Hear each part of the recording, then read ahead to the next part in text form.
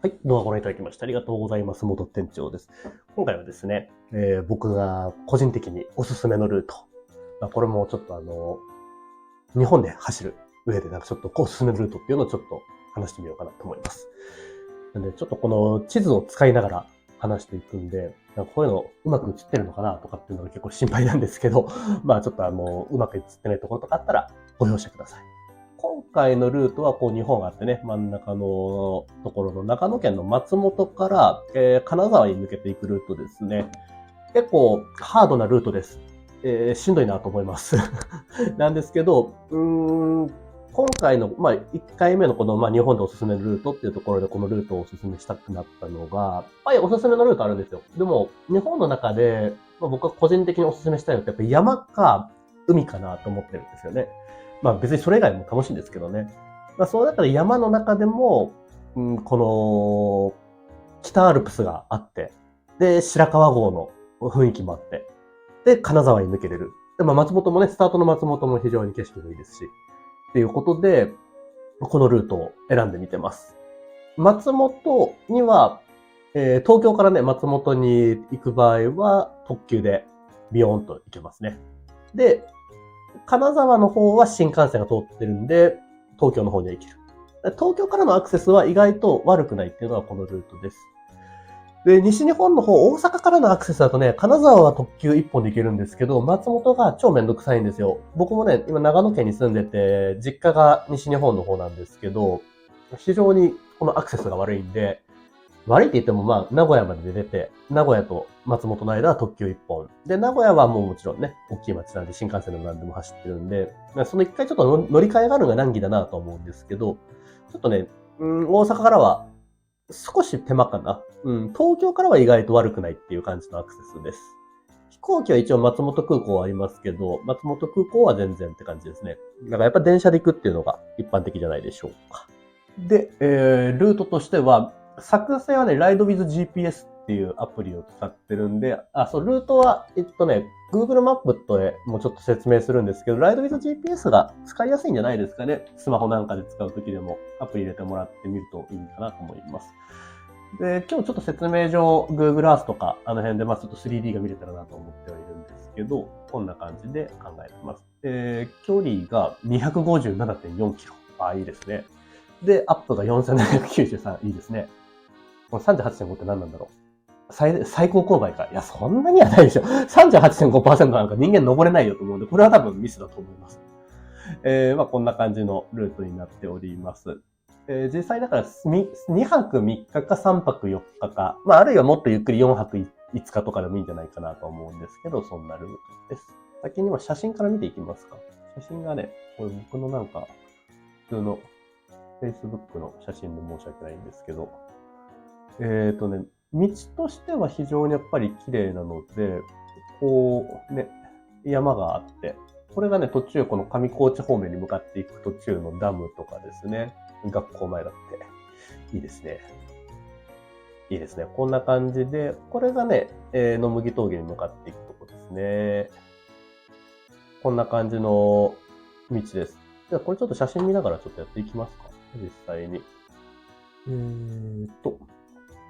松本市街、松本駅スタートですね。松本駅から松本市街でこうビューっと行きます。国道100何号線だろうちょっと読みづらいんですけど、上高地線ってやつですね。上高地に向かう線です。上高地って言うと上高地ですね。北アルプスとかの玄関口なんで観光地です。で、ぴゃーっと行って、新島島とかこの辺りで確かセブンイレブンがあるんですよ。で、このセブンイレブンが終わると、次高山までコンビニがないんで、おにぎりとかご飯とか食事はここで買っとくのがいいです。一応途中で、その野麦峠の頂上にも峠の茶屋があったり、一応自販機もあったかな。だからその最低限生きていくぐらいはできるんですけど、そんな感じです。で、パッパッとこう進んでいきまして、ここからが結構新島島から、山道みたいな感じになってくるんですけど、ちょっとね、トンネルが多かったり、で、結構夏場はこれ、車が多いんですよ。なんで気をつけていってください。で、どんどん進んでいくと、ここら辺ね、わかりますか？ここら辺でね、これ非常にわかりにくいんですけど、この辺トンネルが続いて、トンネルの中で分岐があるんですよ。右とまっすぐっていう形で。で、ごめんなさい。これなんかルートが右に行ってるんですけど、右じゃなくてまっすぐでいいです。まっすぐ行って、こっちの左側の方に行くような感じですね。右というかね、こっちの方、ダムの方に行くと、これで、あそこに行くんですよ。上高地とかに行くのはこっち側。で、こっち側が野麦峠です。で、上高地とかね、そっちの方から行ってもいいんですよ。これちょっと大きくアップしていくんですけど、この松本から高山に抜けていくときって、道が、この今撮ってるのが、これが野麦峠ルートなんですよ。で、もうちょっと上の方の方行って、ダムの方から見えますかね。この北側を抜けていく道、こっちの方がなんかいっぱい温泉マークとかついてるでしょ。こっち側が、この辺りが、上高地の入り口ですね。で、ビューっと行って、こう行くんですけど、上高地の方から行く場合は、阿房峠っていうのがあります。阿房峠、まあいい道です、これも阿房峠も。阿房峠から行ってもいいですよ。で、あるいは、こっちのね、親子抱きとかこの辺ぐらいからピャピャピャって行っていくと、乗鞍を越えていく方法もあるんですよ。でまあ、乗鞍を越えていってもいいし、阿房峠を越えていってもいいし、野麦峠を越えていってもいいんですけど、そうだな。乗鞍は楽しいですよね。乗鞍楽しいのは楽しいです。乗鞍はね、辛いですよね。圧倒的に。標高が乗鞍だと2700ぐらいまで登んなきゃいけないですかね。2600かな。だから日本で一番高い地点なんで、乗鞍でも全然いいのはいいですよね。で、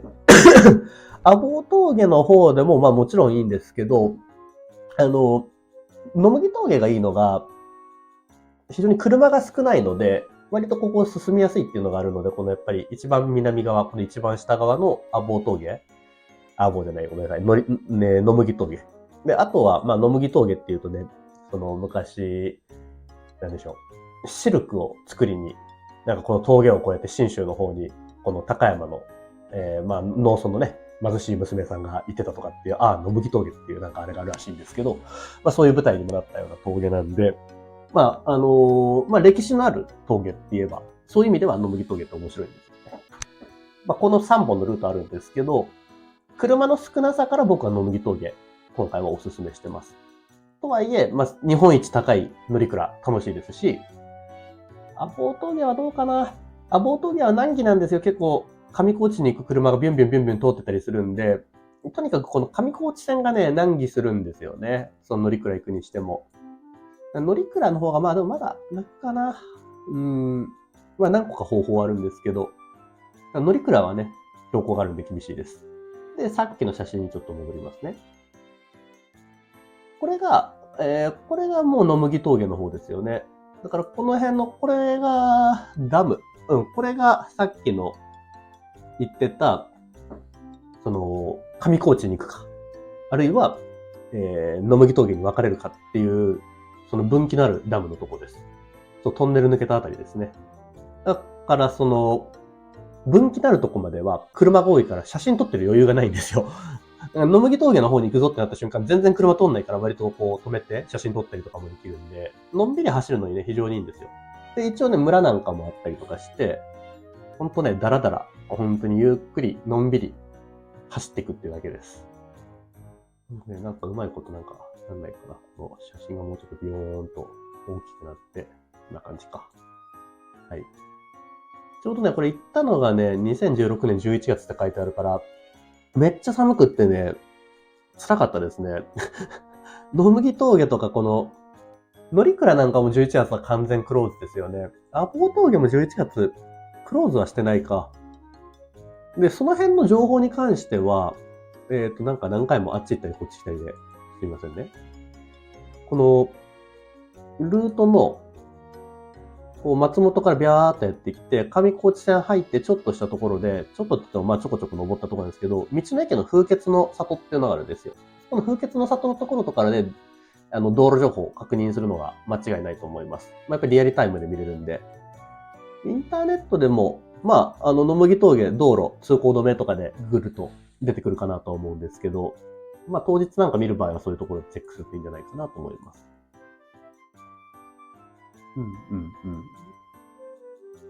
野麦峠をビヨーンと走っていって、野麦峠だねっていう感じで、野麦峠だねって。寒いけどね、いい時期ですよね。この11月とかはね。旧野麦街道とかこんなのもあったりしたみたいですね。僕もね、昔行ったからね、覚えてないんですよ。で、道はこれ、こんなにじゃなくて、ちゃんとした国道になってるんで、ちゃんと舗装されてるので、ご安心ください。これは旧野麦街道だよ、みたいな感じで。やっぱりちょっとね、歴史的な背景もあるんで、そんな感じですね。これね、上の方なのかな？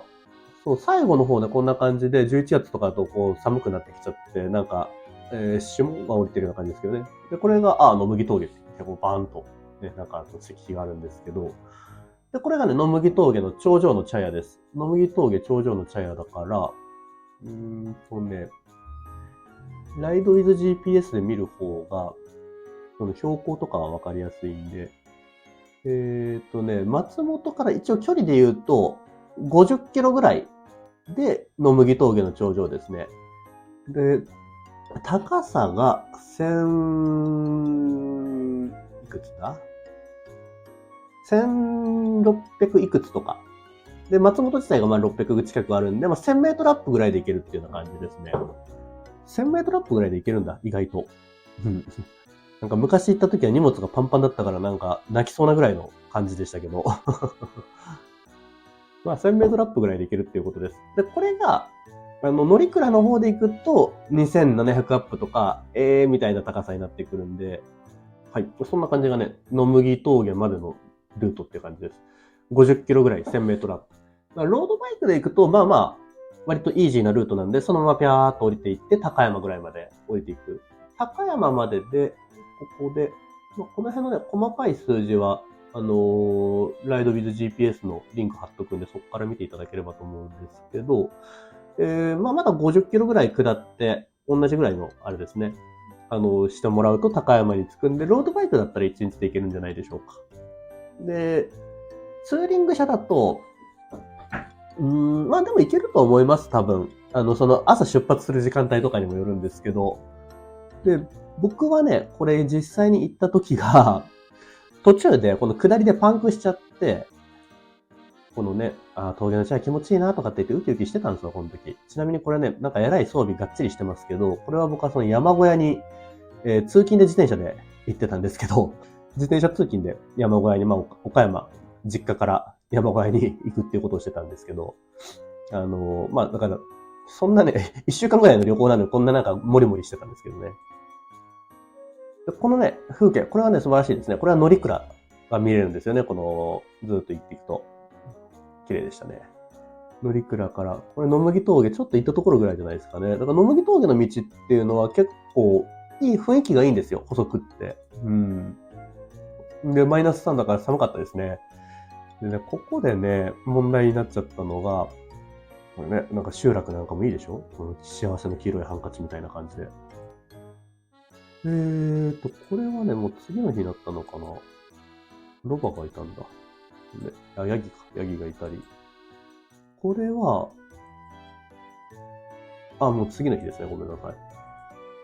なんかね、これね、途中で僕ね、ちょっと失敗しちゃって失敗っていうのもおかしいんですけど、パンクしたんですよ。で、パンクしてチューブ交換しようとしたら、チューブが古くなってて、根元がもうダメになっちゃってて、これどうしようもねえや、みたいな。パッチで貼っても直せないし、まずったなっていうのが、この辺でなったんですよ。確かこのね、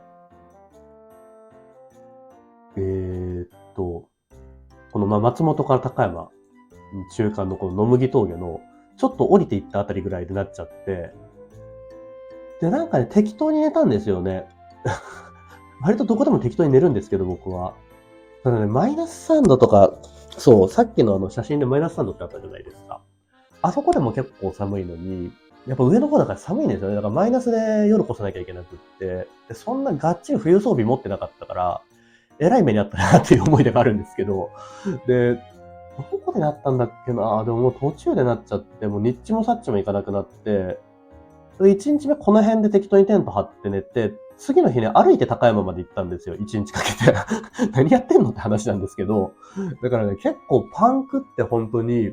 舐めてかかっちゃいけないんですよね。もうパンクしちゃうと走れなくなっちゃうし、だからパンク修理もチューブ交換すりゃいいやって言って予備のチューブ2本持ってたんですけど、どっちも僕あんまパンクしないんですよ。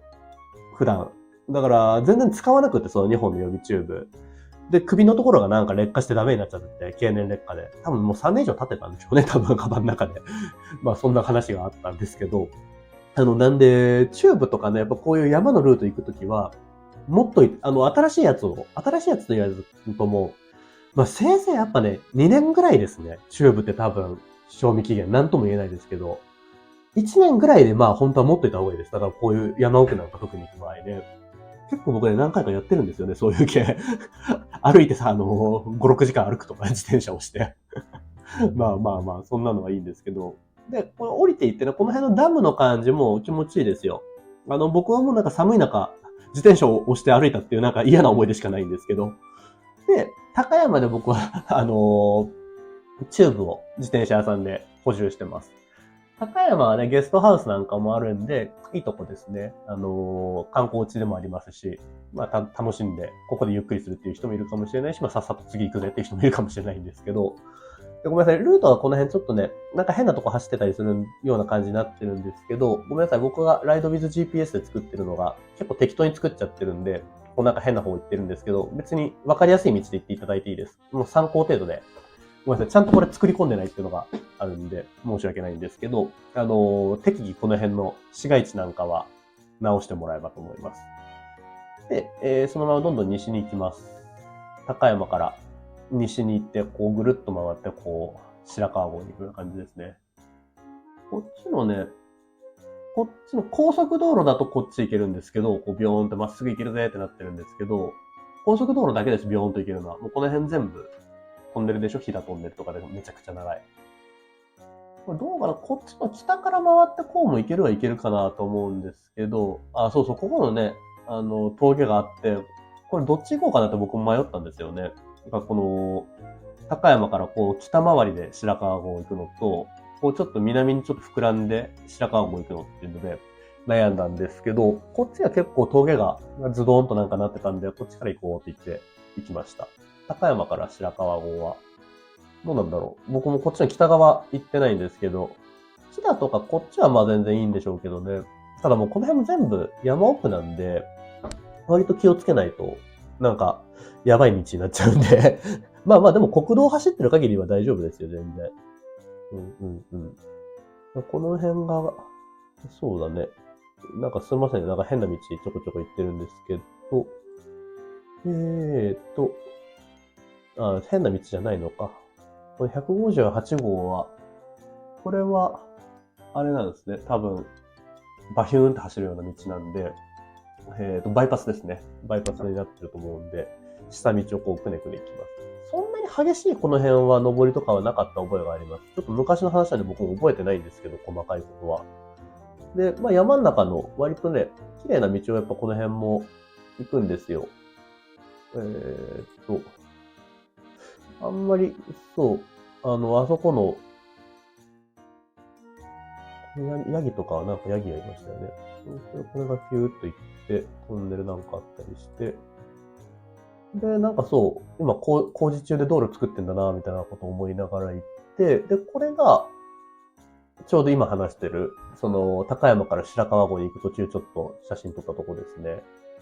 で、このね、いいのが、これなんて読むんだったかな忘れちゃったんですけど、思いダム、ミモイダムだかなんだかなんですけど、このね、ダムがね、非常に綺麗なんですよ。このルート。Google マップで言うと、この高山からビヨーンと行って、こう行って、で、ここのみもいこ、もう一個、ちょっとわかんないんですけど、ここのね、湖ね、すごいなんか雰囲気いいんですよね。うん。で、この湖沿いね、ブラブラブラブラ走ってって、さっきの写真の、このね、感じなんですけど、で、まあ、これがダム周りのね、トンネルだったり、小川桜っていうのもありましたね。秋に、11月に走ってるからね、これね、すごいいいんですよ。ただね、結構ね、紅葉散っちゃってるから、紅葉の時期走るとね、このルートってすごいいいと思いますね。こんな感じ。いいでしょ？すごくね、この湖ね、綺麗なんですよ。でね、このね、湖のこのダムね、ロックフィルダムっていうやり方で、もうちょっとなんかアップして写真がないのかな。石をね、積んでるような感じのダムで、ものすごくこのダムも綺麗なんですよね。だから結構ね、見どころとしては、見ぼろって読むみたいですよ。見ぼろダム、サイドパークってね、書いてるから。で、その見ぼろダム越えると、この、そこです。白川郷ですよ。友達の実家があったので、一泊させていただいたんですけど、こんな感じですね。やっぱ白川郷はね、行く価値がありますね、とっても。で、白川郷って、ちょっと一応撮りますか。こんな感じで、いいでしょう。そうなんですよ。もうただ行くだけでもいいし、泊まれたら、泊まると楽しいですよ。僕もその友達の実家がその民宿しててね、この合掌造りの。で、泊まらせてもらって、ちょっとね、自腹で普通に泊まるには、結構いいお宿なんですよ。やっぱりこの世界遺産の、本物のね、この合掌造りの家にね、泊まれるんですよ。民宿で。ぜひぜひ、とってもいいんで、ちょっとお金はかかるんですけど、おすすめでございます。はい。で、見幌ダムを越えて、白川郷。見幌ダムを本当ね、越えてね、あとこの辺はね、下りでぴゃーっと行って、割とすぐに白川郷に着くんで、この辺ですね、白川郷合掌造り民家園っていう形になってます。で、この辺ぴゃーぴゃーっと行って、ぴゃーっと行って、ぴゃーぴゃーっと行って、あとはね、こっからは、ごめんなさい、僕もちょっとうろ覚えなんですよ。こっから金沢は別にそんな言うほど綺麗な景色があるかっていうとそんなこともないんですけど、白川郷っていうのがもうやっぱりね、こう見てもらうとわかるんですけど、この岐阜県の、高山も結構山奥なんですけどね、この松本、金沢で岐阜も岐阜じゃないですか。ここの山奥のど真ん中にあるんですよね。この今話してるこの高山とか、白川郷とかって。で、高山なんかは、これね、高山もこれアクセス悪いんですけどね、すごく。一応高速が通ってんじゃなかったかな。白川郷もそれ言ったら今通ってるか、高速。だから車では行けるんですけど、非常にね、アクセスがしづらいところで、だからこれ白川郷でゴールにしちゃいたいんですけど、本当はこの松本から来て、わあすげえ、乗鞍綺麗だなとかなんか、で、高山もいい街だなって言って、こうやって、なんか湖良かったな、白川郷良かったなで、じゃああと、ここで終わりにしようって言いたいところなんですけど、もちろん、その帰りのね、電車のとこまで行かなきゃいけないんで、最後この金沢市までピャーって行かなきゃいけないっていうのが出てきます。ね、で、金沢市に行くのに、多分自転車乗りの人はこう地図見てて、ここ大丈夫なのって思うのはここなんですよ。これね、五箇山トンネルっていう、これは、地図をね、あれにしたらわかりやすいんですけど、Google Earth で見ますか。Google Earth で見ると、割と立体的になるんで、わかりやすい部分もあるんですけど、わかりにくかったですね。全然わかりにくい。このね、この、南砺市って、これ南砺って読むんですけど、金沢から南砺市はあるんですけど、南砺市からこの白川郷のここのところをズバッと抜けるのに、白川郷自体ね、こういう風に、富山の方には川が流れていってるんで、そこもね、結構ボロボロ地質が脆いとかで、なんか昔はなかなかたどり着けない隠れ里っていう形だったんですけど、富山の方抜けてもいいんですけどね、ぐっと。でもこっちまでまたこう行くとめんどくさいからこう行って何として金沢って。あるいは別にアクセス的には、富山の方を抜けて新幹線で帰るでもいいんですけど、金沢もね、観光地として綺麗なとこなんで、一応金沢ゴールっていう形にはしてます。五箇山トンネルなんかちょっと怖そうな感じのトンネルに見えるんですけど、長くってね、自転車乗りだと避けたくなるようなトンネルだなって感じにはなるんですけど、意外と、歩道ついてないんですよ。で、2車線しかないんですよ。だから嫌だなって感じになるんですけど、めちゃくちゃ交通量は少ないんで、そんな心配なく行けるんじゃないかなっていう風に、そんな風に記憶してます。全然怖くなかったなっていう、そんな感じですね。ただ、ライトとかはもちろん寝ないといけないですけど。で、五箇山トンネル抜けて南砺に行ったら、あとは普通の市街地なんで、こっからはもう別に自由に、ごめんなさい、このルートこの辺ごめんなさい、適当に僕も書いてるんですけど、なんで、ライドウィズ GPS で見てる方は、どうかなこれね、どっちで行ったかなもうちょっとごめんなさい。僕ね、昔だからちょっとうろ覚えで申し訳ないんですけどね。国道で行ってもいいけど、こっちの県道27とかの方が面白いんじゃないかなって気がしますね。金沢大学とかに行くような。この辺はちょっと、ごめんなさい。各自自分で調べていってください。どうかな、ここのね、五箇山トンネルじゃなくて、こっちのなんか山の中行こうかと思ったりもしたんですけど、足が残ってる人はそっちでもいいかもしれないですけどね。僕はもう完全に足がなかったんで、やっぱりね、結構きついです。荷物パンパンで積んだ状態で行くと、ここの峠があって、で、高山に降りればまあまあというものの、ここもなんだかんだ山の中ですしね、あれなんですけど、秋に行くと、すごい綺麗ですよね。ただちょっとあんま寒い時期に行くと大変なんで、11月とかはね、おすすめしないです、正直。10月ぐらいまで。遅くても10月ぐらいまで。9月とかでもいいんじゃないかなって思いますけどね。ただ9月だと、紅葉してないじゃないですか。紅葉がやっぱりいいんで、このルートは。なんかうまく、この辺の峠の方で紅葉を合わせるんじゃなくって、高山とか、白川郷とか、このおぼろダム、おぼろ湖、この辺りに紅葉を合わせるといいです。だから標高がね、ここで1700で、この辺が900とか、多分800とかその辺だと思うんで、その現地の方の、紅葉とかで調べていってもらうといいんじゃないかなと思います。写真はどこまでするんだっけ。白川郷行ったらもうあとはって感じですよね。下の方に続いてるところが、あれか。これ今回は、山のルートっていうことでここまでにするんですけど、このルートがすごくいいのが、この金沢行った後に、そう、日本一周っていうか日本ずっと走るとかっていう時でもこっち側に行けるじゃないですか。で、そう繋がってて、滋賀通って京都っていう形で行けるんですけど、ちょっと全体的な日本の地図にしますね。さっきのこの松本スタートでこう来て高山だったんですけど、これをさらにこの日本海沿いに行って琵琶湖。この日本海沿いがめちゃくちゃいいんですよ。金沢から、この小松とかこの辺は、小松ってのは重機の小松ですよね。加賀とかこの辺の東尋坊とかがあるところになるんですけど、これまたちょっと次回、ちょっと簡単に海沿いのルートっていうことでご紹介しようかなと思ってるんですけど、この東尋坊を抜けたあたりからね、このね、越前海岸とかっていうんですよね。福井の、県庁所在地がね、福井市だから、福井は珍しくね、ごめんなさい、海沿いじゃなくって、この内陸の方、ちょっと内側に入った方が、ちょっと盛ってるって言っても、そんな、田舎ちょっとあれなんですけどね、日本海だなって感じの街なんですけど、福井とかは内陸なんですけど、このね、越前海岸、この海沿いのね、国道の305号線っていうのはね、すごくいいんですよ。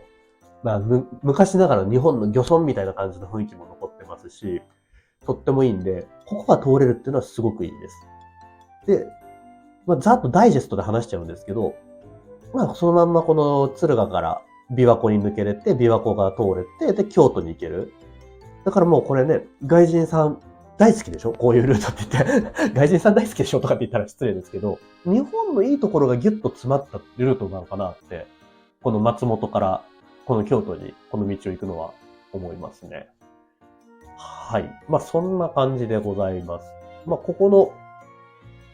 今回ね、ここざーっと話しちゃいましたけど、ここら辺の話もまたちょっとできればと思うんですけどね。いや、なんか難しいですね。この地図と写真をなんか出しながらやっていくのは。はい。そんな形で今回も動画ご覧いただきましてありがとうございました。